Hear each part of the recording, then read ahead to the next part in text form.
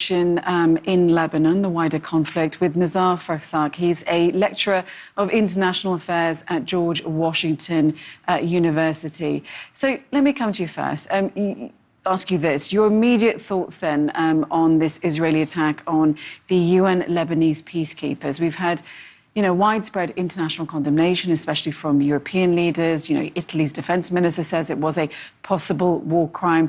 They say it can't be a mistake. You do have this growing chorus of leaders who also want an explanation. What have you made all of it? Yes, indeed. It's not the first time that incidents like that have happened. If you recall, in 1996, the Israeli army or military targeted and shelled a UN position that where people were sheltering, and killed scores of Lebanese that were sheltering in the UN location that Israel already knew, because all UN offices and locations in Lebanon, their coordinates are shared with Israel ahead of time. And then almost 10 years to the date, in 2006, Israeli military shelled the same shelter, which goes to tell you that the whole point of it is, in fact, to terrorize people, to make it clear that nowhere is safe. It doesn't matter if you try to hide with the UN or like in churches or in mosques. You're still under our mercy, because the whole point is to make the population submit and make them believe that there's nothing they can do and they need to submit to Israel's diktats. But we saw the Israeli Prime Minister, not so long ago at the UN General Assembly in New York.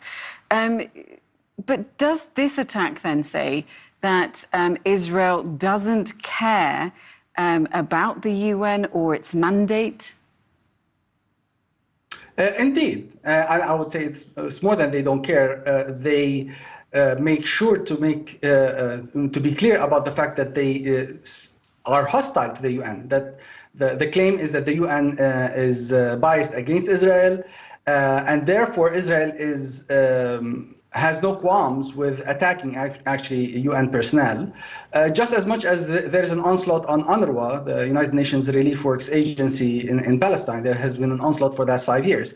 So again, the point is, with a vulnerable population like the Palestinians or even the Lebanese in South Lebanon, they need those UN institutions to protect them, to provide services that they don't have access to.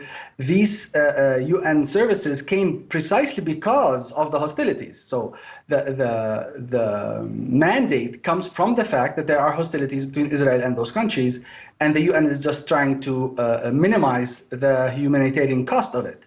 So the fact that Israel attacks these regularly is evidence that Israel is not interested in protecting human rights. But does Israel have a right to also tell the UN to pull its forces back 5 kilometers from the border? Technically, they do. There is, according to the mandate of the UNIFIL, the United Nations Forces in Lebanon, the function of the UNIFIL is with the consent of both governments, the Lebanese and the Israeli government. So in theory, if there is a war, quote unquote, they have the right to ask them to leave, just like what happened in the Sinai in 1967 when the Egyptians asked the UN forces to leave. The UN cannot stay against the will or the consent of the countries.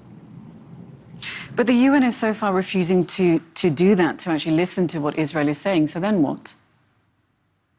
Indeed. So the point that the UN is making is that this is an Israeli aggression. It's not a war. And the whole point of the force is to be peacekeepers, to keep the peace. Now, it is commendable that, in fact, in this case, they stood their ground, unlike Rwanda, where the UN contingent left and you had a massacre. Most probably what's going to happen is at the Security Council, there's going to be closed-door negotiations between the members of the Security Council on how to diffuse the situation, try to achieve whatever goal the Israeli military was trying to achieve, while at the same time keeping the UN forces safe. Well, I think diffusing the situation is very key. Yes. Nizar Farzak, thank you so much for joining us on TRT World. Thank you for having me.